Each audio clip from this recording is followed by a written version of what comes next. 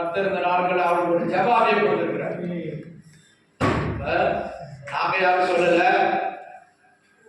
ஆனா எங்க அம்மா நல்ல ஜெபம் பண்ணுவாங்க. எங்க அம்மா ஞாபகம், அம்மாவுடைய ஜெபாவி வந்திருக்கு. ராத்திரியில மணிக்கணக்கா ஜெபம் பண்றாங்க. ராத்திரியில இங்க மாத்திரம் இல்ல, அங்க காலேஜ் போயிட்டு வந்துட்டோம். ராத்திரி 10 மணிக்கு மேல ஆண்டவர் சமூகத்துல காத்திருக்கிறோம். நான் யாரையும் வச்சுட்டு பேச மாட்டேன். எனக்கு ஒரு சந்தோஷம். என்னது சந்தோஷம்? ஜெபிக்கிறான். அல்லேலூயா, கர்த்தருக்கு ஸ்தோத்திரம். நானும் உங்களை மாதிரி ஊழியத்துக்குலாம் வரமாட்டேன், ஊழியெல்லாம் செய்ய மாட்டேன்னு சொன்னேன். அல்லேலூயா, உங்க ஊழியம் ரொம்ப நல்லா இருக்கு, உங்க ஆத்மாக்களும் இருக்காங்க, ரொம்ப வருமானம் வருது, இந்த மாதிரி ஊழியம்னா நான் செய்ய மாட்டேன், என்னை ஊழியத்துக்கு கூப்பிடாதேன்னு சொன்னேன். அங்க அவர் போற சபையில ஒரு ஆப்பிரிக்காக்காரர் வந்திருக்காரு. ஆப்பிரிக்காக்காரர் அவர் குறிப்பா பார்த்துன்னு சொல்லி ஆண்டவர் ஒண்ணு அழைக்கிறார், ஊழியத்துக்கு அழைக்கிறார். நாங்க சொன்னா கேட்க மாட்டா. இப்ப யாரு? இந்தியாக்காரர் ஆப்பிரிக்காவில இருந்து ஒருத்தர் வந்தவர் ஊழியர். அவ போற சபை திருநெல்வேலியில. அவர் சொல்லியிருக்கார், கர்த்தர் உன்னைய தெரிந்தெடுத்திருக்கிறார், நீ ஊழியத்துக்குரியவா.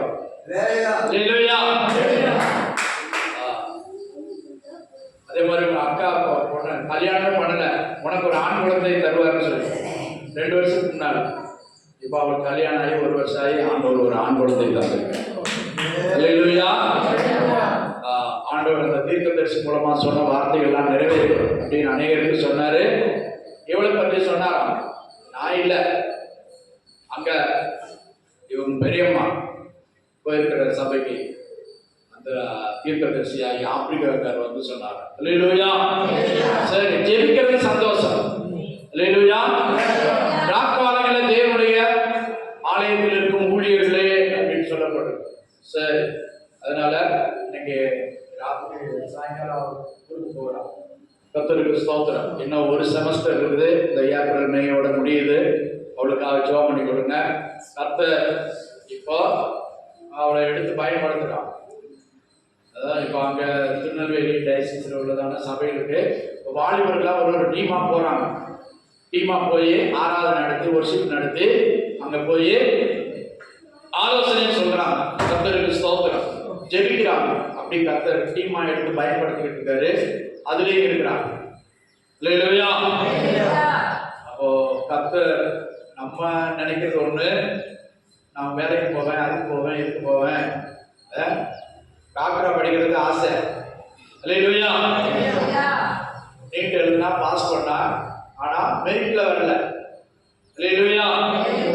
ஆண்டவர் ஏதோ ஒரு உத்தேசம், ஒரு நோக்கம் வைத்திருக்கிறார். ஒவ்வொருத்தரை குறித்து ஒரு நோக்கம்.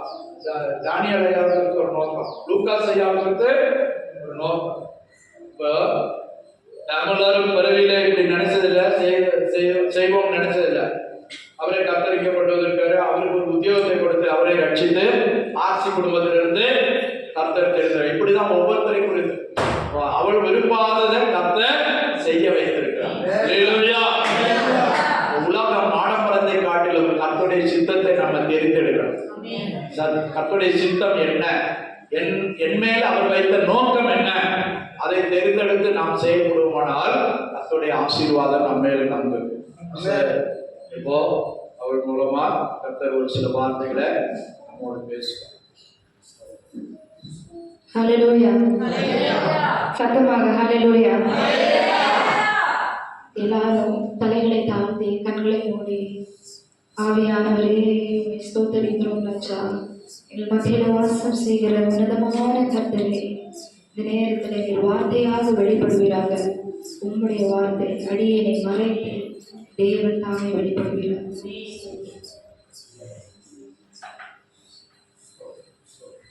எடுத்தவர்கள் வாசிக்கலாம். மத்தேயு 17ஆம் அதிகாரம் 1ஆம் வசனம். மத்தேயு 17ஆம் அதிகாரம் 1ஆம் வசனம். அவருடைய சகோதரனை யோவானை கூட்டிக் கொண்டு தனித்திருக்கும்படி பேர்ந்த மலையின் போய் அவருக்கு முன்பாக ஆமென். 6 நாளைக்கு பின்பு இயேசு பேதுருவையும் யாக்கோபையும் அவருடைய சகோதரனாகிய யோவானையும் கூட்டிக் கொண்டு தனித்திருக்கும்படி உயர்ந்த மலையின் மேல் போய் பார்த்தீங்கன்னா, ஆண்டவர் இந்த உலகத்துல ஊழியம் செய்த காலம் அப்படின்னு பார்த்தீங்கன்னா 3.5 வருஷம். ரொம்ப குறைவான வருஷம் தான் இயேசுப்பா ஊழியம் செஞ்சாங்க. ஆனா இந்த குறைவான வருஷத்துல நாள் முழுசும் இயேசுப்பா ஊழியம் செஞ்சாலும் அவர் ஜெபிக்க மறந்ததே கிடையாது. இந்த இடத்துல பார்த்தீங்கன்னா தனித்திருக்கும்படி உயர்ந்த மலையின் மேல் போய், நிறைய இடத்துல பார்த்தீங்கன்னா வாசிக்க முடியும், இயேசுப்பா மலையின் மேல போய் ஜெபித்த நாட்கள் உண்டு. மலையில் அப்படின்னு பார்க்கும்போது மலை பிரசங்கத்தை நம்ம பார்க்கலாம். மலையில வச்சு 5000 பேர் இயேசுப்பா போஷித்தாங்க. இப்படி மலையில நிறைய அற்புதங்களையும் இயேசுப்பா செஞ்சிருக்காங்க. அதே போல மலையில இயேசுப்பா ஜெபித்த ஒரு காரியத்தை நம்ம பார்க்க முடியும். கடைசியாக ஆண்டவர் சிலுவையில மரித்த இடம் கூட ஒரு மலை. இப்போ மலை ஏன் அவ்வளவு முக்கியமான ஒரு இடமாய் காணப்படுது? ஆவிக்குரிய அர்த்தத்துல மலை என்றால் என்ன? ஏசப்பா ஏன் மலைக்கு போய் ஜெபித்தார்? வீட்டில இருந்து ஜெபிச்சிருக்கலாம், கீழே உட்காந்து ஜோம் பண்ணிருக்கலாம். ஏன் மெனக்கிட்டு மலை மேல ஏறி போய் ஜோம்? அது ஜெபிக்கிறதுக்காக மட்டுமே அவர் அந்த மலையை சூஸ் பண்ண ஒரு இடமா நம்ம பார்க்கலாம். அதுவும் மத்தேயு 14:23 வாசிங்க. மத்தேயு 14:23. அவர் ஜனங்களை அனுப்பிவிட்ட பின்பு தனித்து ஜெபம் பண்ண ஒரு மலையின் மேல் ஏறி சாயங்காலம் ஆனபோது அங்கே தனிமையாய் இருந்தார். ஆமென். இப்போ தனித்து ஜெபம் பண்ண முடியும். எல்லா வசனங்களையும் இந்த 4 ஆகமங்களை நீங்க இது பண்ணும்போது தனித்து ஜெபம் பண்ண முடியும் இயேசுவா போனாங்க. இப்போ நம்ம ஜெப ஜீவி எப்படி இருக்கு? நம்மளும் ஜெபிக்கிறோம். எத்தனை பேர் ஜெபிக்கிறீங்க? யாரும் கைது வேண்டாம். ஆனா நமக்கு தெரியும் எத்தனை பேர் ஜெபிக்கிறோம், எவ்வளவு நேரம் ஜெபிக்கிறோம் அப்படின்னு சொல்லிட்டு. அப்போ இயேசுப்பா கீழேயும் என்ன செஞ்சாங்க? ஊழியம் தான் செஞ்சாங்க, அற்புதம் செஞ்சாங்க, அடையாளங்களை செஞ்சாங்க. அவ்வளோ ஊழியம்னா பார்த்தீங்கன்னா காலையில இருந்து நைட்டு வரைக்கும் ஜனங்கள் விட மாட்டாங்க. அவர் எங்க போனாலும் ஒரு வசனத்துல அழகா சொல்லியிருக்கோம், அவருக்கு சாப்பிட கூட நேரம் இல்லாம இருந்துச்சான். அப்போ அவருக்கு சாப்பிட கூட நேரம் இல்லை. சில இடத்துல நின்றுட்டே ஊழியம் செஞ்சிருப்பாரு. என்னதான் ஆண்டவரா இருந்தாலும் அவர் மனுஷ சாயல்ல இருக்காரு. நம்மளை போல ஒரு பாடுள்ள ஒரு சரீரம் தான். இப்போ அவருக்கும் பலவீனங்கள் இருந்திருக்கும். ஆனா இயேசுப்பா என்ன பண்றாரு? எல்லா காரியத்தையும் முடிச்சுட்டு நைட் என்ன பண்ணுவாராம்? தனித்து போய் ஜெபம் பண்ணுவாராம். ஏன் மலைக்கு மேல ஏன் ஜெபம் பண்ணுவாரு? யாராவது சொல்ல முடியுமா? மலை மேல போய் அமைதியா இருக்கும், சத்தமா இருக்காது, வேற டிஸ்டர்பன்ஸ் இருக்காது. அப்போ எந்த இடத்துக்கு போனாலும் ஆத்மாக்கள் விட மாட்டாங்க. ஒரு பெரிய சீஷர்கள் கூட்டமும் சரி, அவர் பின்னாடி ஆயிரக்கணக்கான மக்கள் வந்து அவர் பின்னாடி கூடுவாங்க. அப்போ எந்த இடத்துல யாரும் அவருடைய ஜெபத்தை தடை பண்ண மாட்டாங்களோ, ஜெப நேரத்தை யாரும் டிஸ்டர்ப் பண்ண மாட்டாங்கன்றத பார்த்து கர்த்தர் தனியாய் போய் ஜெபித்தார். இன்னைக்கு நம்ம அப்படி யோசிச்சு ஜெபிக்கிறோமா? நம்ம ஜெபிக்கும் போது எல்லா டிஸ்டர்பன்ஸையும் கூடவே கூட்டிட்டு போறோம், அப்படிதானே? போனை கையில தான் வச்சுட்டு ஜெபம் பண்றோம். இன்னும் யாராவது வந்துட்டா ஜெபம் வந்து நடுவில் ஆமீன் போடுறதுலாம் கிடையாது, அப்படியே நம்ம போயிடுவோம், அப்படிதானே? எப்படிப்பட்ட ஜெபமா நம்ம ஜெபம் இருக்குது? மற்றவங்களுக்கு தெரியணும், இவ ஜெப நேரத்தை நம்ம டிஸ்டர்ப் பண்ணக்கூடாது, இவ ஜெபிக்கிற நேரம் நம்ம பக்கத்துல போகக்கூடாதுன்னு மற்றவர்கள் உங்க சுத்தி உங்க கூட இருக்கிறவர்களுக்கு தெரியணும். அப்படிப்பட்ட ஜெபமா ஒரு ஜெபம் இருக்கணும். சீஷர்களையும் சில நேரம் கூட இயேசுப்பா கூட்டிட்டு போய் ஜெபிப்பார். சில நேரம் சீஷர்கள் கூட இல்லை, நீங்க அக்கறைப்பட்டு போங்க, நான் ஜெபித்துட்டு வரேன்னு சொல்லிட்டு சில நேரம் சில மணிக்கணக்கா ஒரு வசனத்தை போட்டிருக்கோம், இரவு முழுசும் ஜெபிச்சாராம். இப்ப யோசிச்சு பாருங்க, காலையில இருந்து மாலை வரைக்கும் ஊழியம் பண்ணியிருக்காரு, மாலைக்கு மலைக்கு போயிட்டு காலையில வரைக்கும் ஜோம் பண்ணியிருக்காரு. இப்போ ஒரு தூங்கவே இல்லை. மனுஷன் என்ன சொல்லுவான்? தூக்கம் தான் முக்கியம், இப்படி நீ உட்காந்து ஜோம் பண்ண தேவையில்ல, அப்படிதானே? மனுஷன் சொல்ற காரியம் அதுதான். நீ உடம்ப பார்த்துக்கணும், இவ்வளோ நேரம் தான் செக் பண்ணா போதும். இப்போ நம்மளே நமக்கு ஒரு லிமிட் வச்சிருக்கோம்ல, ஏசப்பா இவ்வளோ தேடுனா போதும், இவ்வளோ பக்தி போதும். அப்படி இன்னைக்கு திருப்தி அடைகிறவர்களுடைய ஜெபம் கேட்கப்படாது. இன்னைக்கு நம்ம ஜெபத்துல நம்ம திருப்தி அடைகிறோம் அப்படின்னா இன்னும் நம்ம சரியா ஜெபிக்கல. யாருக்கு நான் இன்னும் ஜெபிக்கணும், நான் ஜெபித்தது பத்தலை அப்படின்ற ஒரு உணர்வு இருக்கோ அவங்க தான் சரியான ஜெப பாதையில போறாங்கன்னு அர்த்தம். இப்போ இரவெல்லாம் ஜெபித்தாரா, நாளெல்லாம்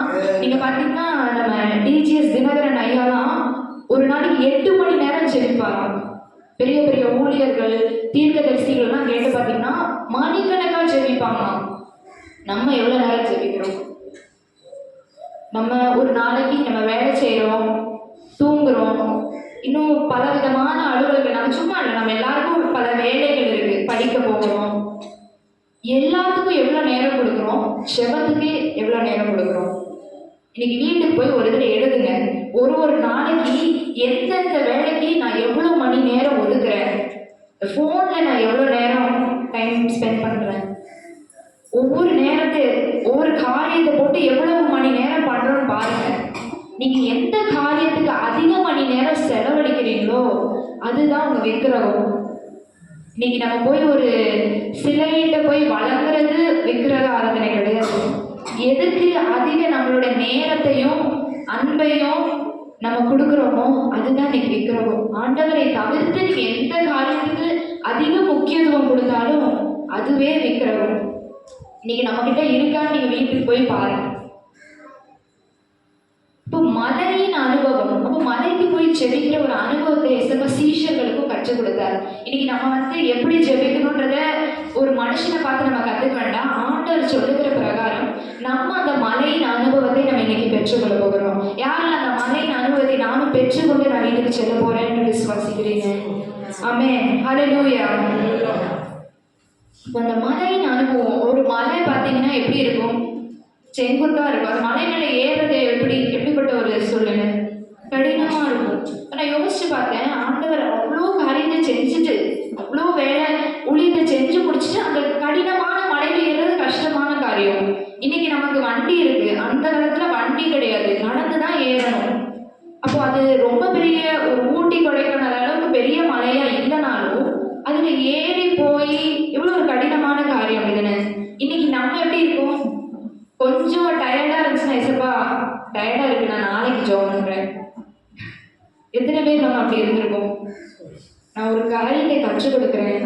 என்னைக்கு நீங்க ரொம்ப சோர்வா இருக்கீங்களோ, ரொம்ப பலவீனமா இருக்கீங்களோ, அந்த நேரத்துல என்னோட பழக்கம், எனக்கு பலவீனம் எப்போ அதிகமா இருக்கோ அப்பதான் நான் அதிக நேரம் ஜெபம் பண்ணுவேன்.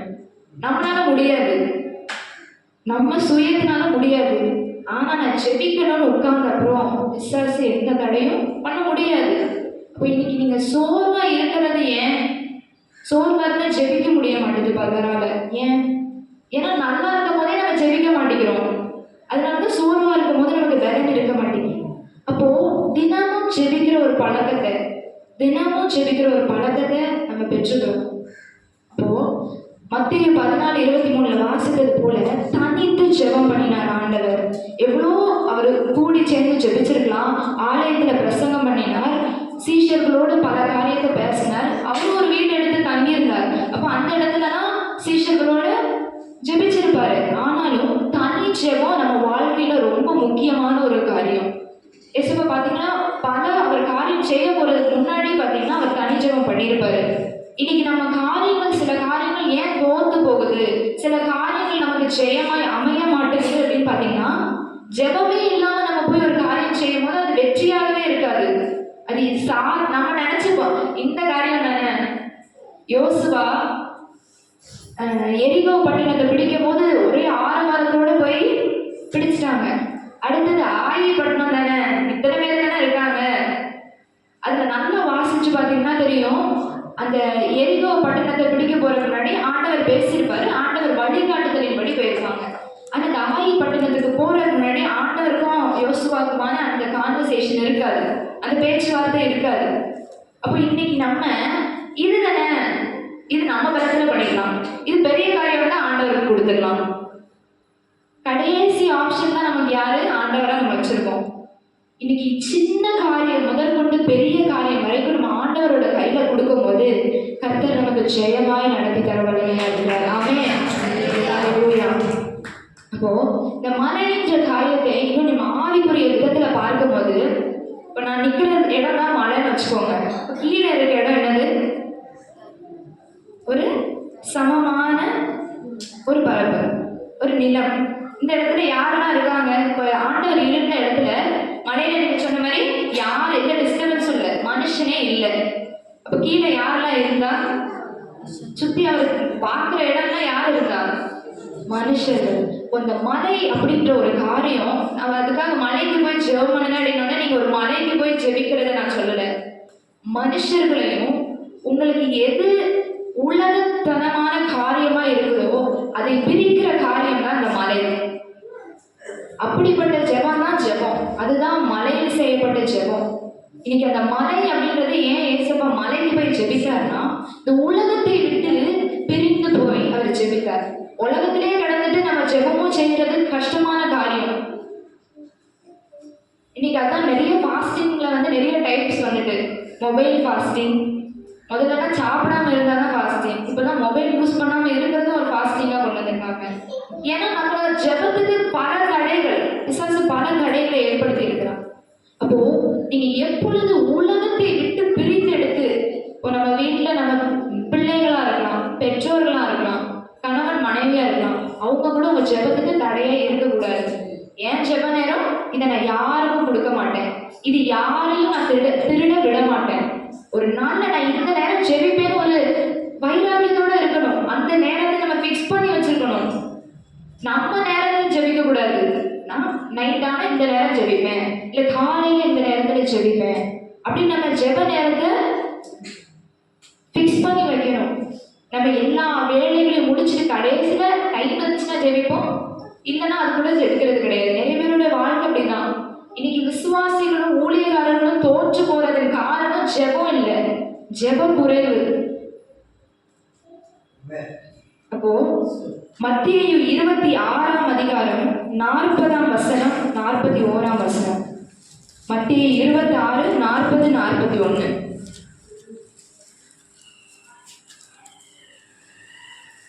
பின்பு அவர் சீஷர்களிடத்தில் வந்து அவர்கள் இத்தனை பண்ணுகிறதைக் கண்டு பேதுருவை நோக்கி, நீங்கள் 1 மணி நேரமாக என்னோட கூட விழித்திருக்க கூடாதா? நீங்கள் சோதனைக்குட்படாதபடிக்கு விழித்திருந்து ஜெபம் பண்ணுங்கள். ஆமென். ஆமென். நீங்கள் சோதனைக்குட்படாதபடிக்கு விழித்திருந்து ஜெபியுங்கள். அது என்ன சொல்லியிருக்கு? நீங்கள் 1 மணி நேரம் மாத்திரமாவது என்னுடன் விழித்திருக்க கூடாதா? ஜெபம் அப்படின்னா எல்லாரும் என்னன்னா ஏதோ போய் உட்காந்து ஏதோ ஒரு ட்ரெடிஷ்னலா பார்க்கணும், ஒரு கட்டாயம், ஏதோ அதை வித்தியாசமா பார்க்கணும். ஜெபம் அப்படின்னா என்ன? ஒவ்வொருத்தருக்கும் ஒவ்வொரு புரிதல் இருக்கும். ஜெபம் அப்படின்னா என்ன? உறவாக பேசுறது. ஜெபம் அப்படின்னா என்ன தெரியுமா? ஆண்டவருக்கும் நமக்குமான உறவை மேம்படுத்துகிற ஒரு காரியம், ஒரு ரிலேஷன்ஷிப். ஆண்டவருக்கும் நமக்கு என்ன உறவு இருக்கு? தகப்பன் பிள்ளை உறவு இருக்கு. அதை எத்தனை பேர் விசுவாசிக்கிறீங்க? அவர் என் தகப்பன் பிள்ளை. ஏன்னா ஒரு கடவுள், அவர் வந்து ஒரு பெரிய இவர், ஒரு மாதிரி வித்தியாசமான ஒரு இது இருக்கு. அவர் அப்பாவா பாக்குறது இல்லை நிறைய பேர். அந்த உறவை மேம்படுத்துகிற இடம் தான் என்னது? ஜெபம். இன்னைக்கு உங்க பிள்ளைங்க இருக்காங்க, உங்க கூடயே ஐக்கியமா ஒன்னா இருப்பாங்க. ஒரு 4 நாள் பேசலன்னா எப்படி இருக்கும்? அந்த உறவே விட்டு போயிடும். கொஞ்ச நாள் அப்படியே பேசாம போயிட்டு இருந்தா பிள்ளைகளுக்கும் அப்பா அம்மாவுக்கும் இருக்கிற இந்த இடைவெளி அதிகமாயிடும். இன்னைக்கு அப்படிப்பட்ட உறவுல தான் நம்ம இருக்கிறோம். அந்த உறவை சீர்படுத்துகிற ஒரு லவ் ரிலேஷன்ஷிப் இது, ஒரு அன்பை வெளிக்காட்டக்கூடிய இடம். ஆனா இப்ப அது எப்படி தெரியுமா இருக்கு? ஒரு மனித ஜாமான் லிஸ்ட் கொடுக்குற இடமா தான் இருக்கு. இப்ப இது எனக்கு இந்த பிரச்சனை இருக்கு, எனக்கு இந்த தேவை இருக்கு, இதெல்லாம் இருக்கு, செஞ்சு முடிச்சிருங்க. ஆமென். அப்பா மட்டும் நம்ம எப்படி பேசுவோம்? அவங்கள்ட்ட நிறைய டைம் ஸ்பெண்ட் பண்ணுவோம். இன்னைக்கு வீட்டில் இன்னைக்கு நடந்த கதையெல்லாம் சொல்லுவோம், வெளியே போவோம். ஆனா இன்னைக்கு ஏசப்பா கூட இருக்கிற அந்த உறவு வந்து ஒரு கட்டாயத்தின் பேர்லையும் யாரோ ஒருத்தர் கூட இருக்கிற ஒரு உறவு மாதிரி தான் இன்னைக்கு ஆண்டவர் கூட இருக்கு. இந்த வசனத்துக்கு சொல்லியிருக்க காரியம் என்னன்னா, 1 மணி நேரம் மாத்திரமாவதுன்னா என்ன தெரியுமா அர்த்தம்? அட்லீஸ்ட் 1 மணி நேரம். விசுவாசிகள் குறைந்தது 1 மணி நேரமாச்சும் ஒரு நாளைக்கு ஜெபிக்கலன்னா, எதுவும் சொல்ல விரும்பல, அவங்களோட வாழ்க்கை நல்லா இருக்காது. அதான் கர்த்தர் சொல்லுகிறாரு. இந்த காரியத்துக்கு அப்புறம் என்ன நடந்துச்சுன்னு உங்களுக்கு தெரியும். சீஷர்களை ஜெபிக்கன்னு ஒரு 2-3 வாட்டி இயேசுவா சொல்லிட்டு போறாரு. அதுக்கப்புறம் அவரை பிடிக்க யூதாசும் மற்ற போர் சேவகர்கள் இப்படிலாம் நிறைய பேர் வராங்க. அவங்க ஜெபித்திருந்தா அந்த சோதனையை ஜெயிச்சிருக்கலாம். ஆனா ஜெபிக்காத காரணத்தினால இயேசுவை விட்டு ஓடியே போயிட்டாங்க. இப்போ இன்னைக்கு நம்ம அவருக்குள்ள நிலைச்சிருக்கணும், இந்த வாழ்க்கையில நம்ம நிலைச்சிருக்கணும் அப்படின்னா குறைஞ்சது 1 மணி நேரமாவது ஜெபிக்கணும். 1 மணி நேரமா நான் டெய்லி ஜெபிப்பேன். 1 மணி நேரம். இப்போ இந்த 1 மணி நேரமாவது குறைஞ்சது. அப்போ இது பத்தாதுன்னு அர்த்தம். புதுசா நம்ம வராம 1 மணி நேரம் ஜெபிக்கலாம். ஆனா கர்த்தர் எதிர்பார்க்கிற காரியம், அன்னைக்கு கூட நான் சொல்லியிருந்த காரியம், தானியேல் எவ்வளவு நேரம் ஜெபம்னா 3 வேளை. தானியேல் சும்மா வீட்டுல இருந்தாரா? அவர் 3 பிரதானிகளில் ஒரு பிரதானி. அவருக்கும் அலுவல்கள் இருந்துச்சு, வேலை இருந்துச்சு. ஆனாலும் அந்த மனுஷன் 3 நேரம் எப்படி ஜெபம் பண்ணாருன்னு ஆச்சரியமா இருக்கு. இப்போ இன்னைக்கு நம்ம சில பேர் வீட்டில் இருக்கோம், வேலைக்கு போயிட்டு வந்தாலும் நமக்கு நேரம் இருக்கு, நேரமே இல்லைனாலும் சரி. ஆனால் இந்த சில பேர் சொல்லுவாங்க, ஜெபிக்க சொன்னா எனக்கு டைமே இல்லைன்றது ஒரு சாத்தானோட தந்திரம். உண்மையான ஜெபிக்கிறவங்க டைமே இல்லைன்னு சொல்ல மாட்டாங்க. ஜெபிக்கிற நிறைய பேர்கிட்ட கேட்டு பாருங்க, அவ்வளோ வேலை முடிச்சுட்டு, வீட்டு வேலைலாம் முடிச்சுட்டு, சில நேரம் வீட்டில் ஜெபிக்க கூட தடை இருக்கும். ஆனால் எப்படி தெரியுமா ஜெபிப்பாங்க? எல்லாரும் தூங்கின அப்புறமும் எங்கே யாரும் தடை பண்ணிடுவாங்க, வீட்டில் பிரச்சனை ஆயிருக்கு, நைட்டு உட்காந்து ஜெபிப்பாங்க. இரவெல்லாம் ஜெபிக்கிறவங்க இருக்காங்க. அப்படி ஜெபித்தனால அவங்க குடும்பத்தை ரட்சிப்புக்குள்ள கொண்டு வந்திருக்காங்க. நீங்க எத்தனை பேரால சொல்ல முடியும், நான் ஜெபித்தேன், என் குடும்பத்தில் இப்படி ஒரு காரியம் நடந்துச்சு, நான் ஜெபிக்கிறனால என் குடும்பம் இப்படி நிலைமைக்குதுன்னு எத்தனை பேரால சொல்ல முடியும்? ஜெபத்தை எல்லாரும் சாதாரணமா நினைக்கிறாங்க. ஆனா ஜெபத்தோட மேன்மையை ஒருத்தங்க ருசி பார்க்க ஆரம்பிச்சிட்டாங்கன்னா அதை விட மாட்டாங்க. இன்னைக்கு ஜெபம் பண்றது சில பேருக்கு அது ஒரு கடினமா இருக்கு, போர் அடிக்கு ஜெபமா அப்படின்னு. ஜெப நேரத்துக்கு நீங்க பாடலாம், உட்காந்து வேதத்தை தியானிக்கலாம். நீங்க உட்காந்துட்டு ஒரு அப்பாட்ட எப்படி பேசுவீங்களோ உட்காந்து பேசலாம். முட்டி போட்டு இப்படி பண்ணாதான் ஜெபம், அப்படி கிடையாது. அதுக்காக எல்லாம் நான் படுத்துக்கிட்டே ஜோமனை மனசுல ஜோமனிக்கிட்டே தான் இருப்பேன், அந்த சாக்கு நம்ம சொல்லக்கூடாது. எப்படி ஜெபிக்கணும்? நம்ம கர்த்தருடைய சமூகத்துல பயபக்தியோடு நமக்கே அந்த உணர்வு வரும், நம்ம இப்படி இருந்து ஜெபிக்கணும். உலகால் பண்ணிட்டு ஜெபிக்கலாம், நடந்து கொண்டே ஜெபிக்கலாம். தனியா உங்களுக்குன்னு ஒரு இடத்த வைங்க. உங்க வீட்டுல உங்களுக்குன்னு ஒரு இடத்த வச்சிருக்கணும். ஜெபிக்கிறதுக்குன்னு ஒரு இடத்த ஆயத்தம் பண்ணி வைங்க. அந்த இடத்துல அந்த நேரத்துக்கு ஆண்டவர் வந்துருவாரு. அந்த இடத்துக்கு நீங்க போய் ஜெபிக்கும் போது ஆண்டவருடைய பிரசனத்தை உணர்ந்து. இப்ப என்ன ரொம்ப முக்கியமான காரியம் ஜெபத்துல, தனி ஜெபம் ரொம்ப முக்கியமான காரியம். குறைஞ்சது 1 மணி நேரமாவது நம்ம ஜெபிக்கணும். இப்ப இந்த மலையின் அனுபவம், அந்த மலையின் அனுபவத்துல ஜெபிக்கும் போது கர்த்தர் நமக்கு என்ன காரியத்தெல்லாம் நமக்கு செய்வார் என்று பார்க்க போகிறோம். மத்தேயு 17ஆம் அதிகாரம் 2ஆம் வசனம். அவர்களுக்கு முன்பாக மறுமுகமானார். அவர் முகம் சூரியனை போல பிரகாசித்தது, அவர் வஸ்திரம் வெளிச்சத்தை போல வெண்மையாயிற்று. ஆமென். இப்போ ஜெபிக்கிறவங்களுடைய முகச்சாடையே மாறிடும். ஜெபிக்கும் போது என்ன ஆகும்?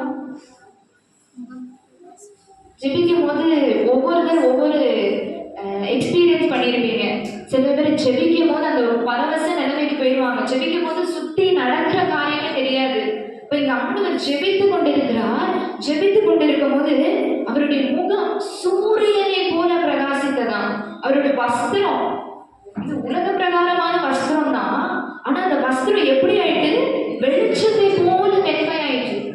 இதே போல ஒரு காரியத்தை நம்ம பழைய ஏற்பாட்டுல பார்க்க முடியும். யாருக்கு இப்படி நடந்தது?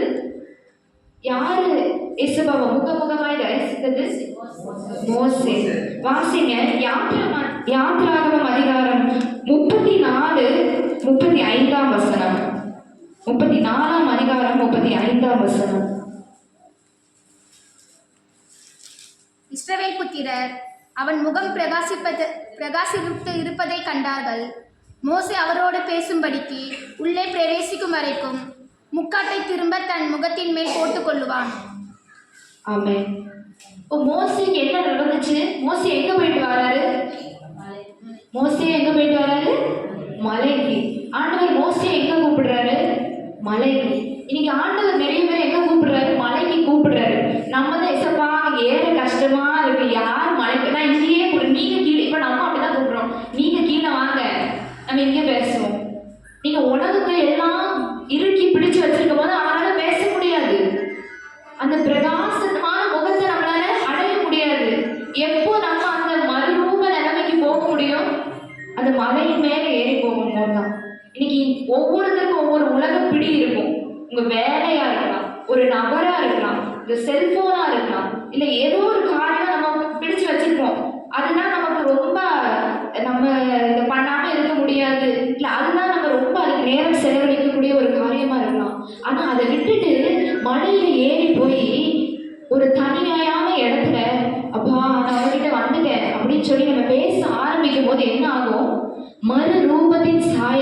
பெற்றுக்கிறோம். யாரெல்லாம் வாஞ்சிக்கிறீங்கன்னா அந்த மறுரூபம் அடையணும். இன்னைக்கு நிறைய பேருக்கு வாஞ்சே இல்லை, அதனால தான் கொடுக்க மாட்டேங்குது. கேட்டாதான் கொடுப்பேன்னு எசப்பா சொல்லிட்டாரு. நீ கேட்காம கொடுக்குற கடவுள் அவர் அல்ல, கேட்டாதான் கொடுப்பாரு. அப்போ நான் மறுரூபம் அடையணும். இசப்பா எனக்கு இது வேணும். இன்னைக்கு பிரச்சனை, போராட்டம், கஷ்டத்தையே அவர்கிட்ட சொல்லிட்டு இருந்தோம்னா அதுவும் ஒரு உலகமான காரியம் தான். அப்படிதானே? பிரச்சனை உலகத்துக்குரிய காரியம். அது உங்களை என்ன பண்ணாது, அழிச்சிடாது, அது உங்களை மேற்கொள்ளாது. அது தெரிய மாட்டேங்குது நமக்கு. நாளைக்கு இப்படி ஆயிடுமோ அப்படி ஆயிடுமோ, நாளைக்கு வேலை இருக்குமோ இல்லையா, நாளைக்கு எனக்கு இந்த காசு வரணுமே வருமா இல்லையா. ஆனா இந்த சிந்தனைகளெல்லாம் ஒதுக்கி வச்சுட்டு அது கிடைச்சாலும் பரவாயில்ல, கிடைக்காட்டியும் பரவாயில்ல, நாளைக்கு நேரம் நான் உயிரோட இருந்தாலும் பரவாயில்ல, இல்லாட்டியும் பரவாயில்ல, நான் இப்போ உங்ககிட்ட வந்துட்டேன், இப்போ உங்களை தேடி வந்துட்டேன், நம்ம பேசுவோமா எசப்பா அப்படின்னு சொல்லிட்டு அவர் சமூகத்துல பேசும்போது என்ன ஆகுது, மறுரூபத்தின் அனுபவத்தை பெற்றுக்கொள்ள கர்த்தர் நமக்கு பாதை கட்டுவார். அன்னைக்கு மோசே ஏசப்பா மலை மேல வாங்கின அப்புறம் மோசேக்கு வயசு அதிகம். இப்போ மலை மேல போனாரு. மலை மேல போனோடனே அவர் கேட்டார், மோசே ஏசப்பா நான் அவங்க முகத்தை பார்க்கணும். அப்ப நீ என் முகத்தை பார்த்தா செத்து போயிடுவ, அதனால நான் உன்னை மறைச்சுக்கிறேன். ஆனா என்னத்தை பார்த்தார் மோசே, அந்த பின்புறத்தை, அந்த மகிமையை கண்டார். இன்னைக்கு நம்ம இந்த பைபிளை தூக்கி நான் எப்படி வச்சுட்டேன்னா நீங்க யாருமே எனக்கு தெரிய மாட்டீங்க, அப்படிதானே? ஆனா நான் இதை எடுத்துட்டேன்னா நீங்க எல்லாரும் எனக்கு தெரிவிங்க. இன்னைக்கு நம்ம பிரச்சனைகளை இப்படி தூக்கி வச்சிருக்கோம். பிரச்சனைகளையும் போராட்டத்தையும் பக்கத்துல அதெல்லாம் பார்த்துக்கிட்டே இருக்கோம். அதை பார்த்துக்கிட்டே இருக்கனாலதான் ஆண்டவரை பார்க்க முடிய மாட்டேங்குது. அப்ப இந்த மறுரூபத்தை அனுபவத்தை அடைவதற்கு இந்த மலை மேல ஏறி போகணும், செபிக்கணும், அவரோட அதிக நேரம் செலவழிக்கணும். 2வது காரியம் 17ஆம் அதிகாரம் அத்தியாயம் 17 3ஆம் வசனம். அப்பொழுது மோசேயும் எலியாவும் அவரோட பேசுகிறவர்களாக அவர்களுக்கு காணப்பட்டார்கள். ஆமென். ஆண்டவர் செபித்து கொண்டிருக்கிறாரு. மோசே எலியானா என்ன பண்ணிட்டாங்க, என்னைக்கோ பழைய பாட்டு காலத்துல நம்ம அவங்கள பார்த்தோம். அவங்களே இறந்து போன ஒரு மனுஷர்கள் மோசே எலியாவும் தீர்க்கதரிசிகள். அப்போ மோசேயும் எலியாவும் ஆண்டவர்கிட்ட பேசுகிறத யார் பார்க்கிறா, யார் பார்க்கிறா? ஏசப்பா யாரை கூட்டிட்டு வந்திருக்காங்க? முதல் வசனத்துல நம்ம வாசிச்சோம்ல, பேதுரு, யாக்கோபு, யோவான், இந்த 3 பேரை மட்டும்தான் ஏசப்பா மேல கூட்டிட்டு வந்திருக்காங்க. எனக்கு தெரிஞ்சு அவங்களும் படுத்து தூங்கிட்டு இருந்திருப்பாங்க, கண்டிப்பா ஜெபித்து கொண்டு இருந்திருக்க மாட்டாங்க. அந்த ஏசப்பாவோட அந்த வாழ்க்கை வரலாறு படத்தை பார்க்கும்போது அதில் அப்படிதான் காமிச்சான், அவங்க படுத்து தூங்கி இருக்க மாதிரி. அப்போ திடீர்னு பிரகாசத்தை பார்த்தோன்னா அவங்க எந்திரிக்கிறாங்க. அப்போ என்ன ஆகுது, மோசேயும் எலியாவும் ஆண்டவரோடு பேசி கொண்டிருக்கிறத அவங்க பார்க்குறாங்க. பார்த்த உடனே இவங்களுக்கு என்ன சொல்ல தெரியாம, ஏசப்பா உங்களுக்கு ஒரு கூடாரம், மோசேக்கு ஒரு கூடாரம், அவங்க என்னென்னமோ சொல்றாங்க. அப்போ மோசே எலியா என்ன தத்ரூபமா வந்து நின்னாங்களா, அது ஆண்டவருடைய ஒரு தரிசனம். அவர்கள் கண்கள் திறக்கப்பட்டதுனால அவங்க கண்ட ஒரு தரிசனம். இதே நம்ம அவங்க பூமியில இருந்திருந்தா, அதாவது அந்த கீழான பகுதியில மனுஷர் மத்தியில இருந்தா இப்படி ஒரு தரிசனத்தை அவங்க கண்டிருக்க முடியுமா? ஏன் முடியாது? இன்னைக்கு நம்ம நிறைய பேரால இப்ப தரிசனம், தீர்க்க தரிசனம், இப்படி பல ஆவியின் வரங்கள்னா ஊழியக்காரர்கள் தான் பேசுவாங்க, தீர்க்க தரிசிகள் தான் பார்ப்பாங்க அப்படின்னு நினைச்சிட்டு இருக்காங்க. ஆனா விசுவாசிக்கிறவர்களால் செய்யப்படும் அற்புதங்கள்னு ஒரு லிஸ்ட் போட்டு கொடுத்திருக்காரு ஏசப்பா. செத்து போனவங்களை கூட உயிரோட எழுப்ப முடியுமா? அப்போ அந்த தரிசன கண்கள் எப்போ திறக்கப்படும்? எப்ப திறக்கப்படும்? அவரை பார்க்கும்போது, அவரை பார்க்கும்போது தரிசன கண்கள். இப்ப இது வரைக்கும் நம்ம எதை பார்த்து கொண்டிருக்கிறோம், எந்த காரியத்தை பார்த்து கொண்டிருக்கோம்? உங்க பிரச்சனைகளை பார்த்து கொண்டு இருக்கீங்களா? அதுக்குதான் என்ன பண்ணணும், மனுஷரே இல்லாத ஒரு இடத்துக்கு போகணும். மனுஷரே இல்லாத இடத்துக்கு போகணும் தான் அப்படி சொல்ல வரல. ஆண்டவரை மட்டும் நீங்க நோக்கக்கூடிய ஒரு இடத்திற்கு உட்கார்ந்து செபிக்கணும். அதுக்கு தான் ஆண்டவர் மலைக்கு போனார். மனுஷங்களே பார்த்தது போதும், பிதாவோட பேச போகிறேன்னு சொல்லிட்டு ஆண்டவர் மலைக்கு போனார். அப்போ பேதுரு, யாக்கோபு, யோவான் இல்லை மற்ற சீஷர்களும் வச்சுக்கலாம், அவங்க கீழே அந்த மக்களோட மக்களா இருக்கும்போது யாரை பார்த்துருப்பாங்க? சுத்தி நடக்கிற பிரச்சனைகளையும். பேதுருவோட கதை நமக்கு தெரியும். அந்த கப்பல்ல இருந்து இசப்பா நானும் கடல்ல நடக்கிறேன் அப்படின்னு ஓடி வரும்போது கடல்ல மூழ்கி போக போனார். ஏன்? அவர் ஆண்டவரை பார்க்கல, இந்த கடலின் அலைகளை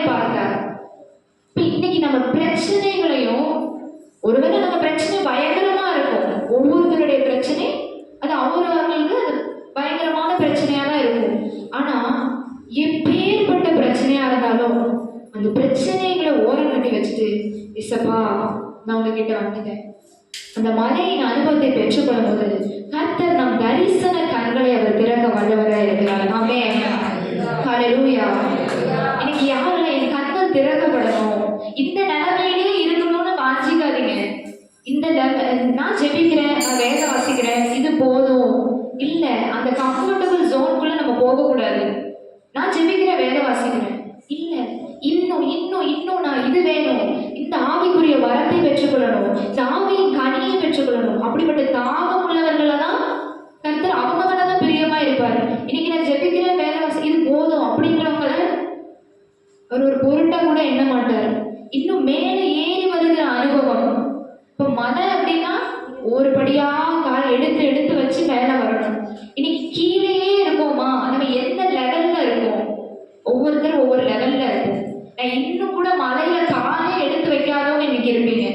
ஒருவேளை நான் பாதி வழியில போயிட்டு இருக்கவங்க இருப்பீங்க.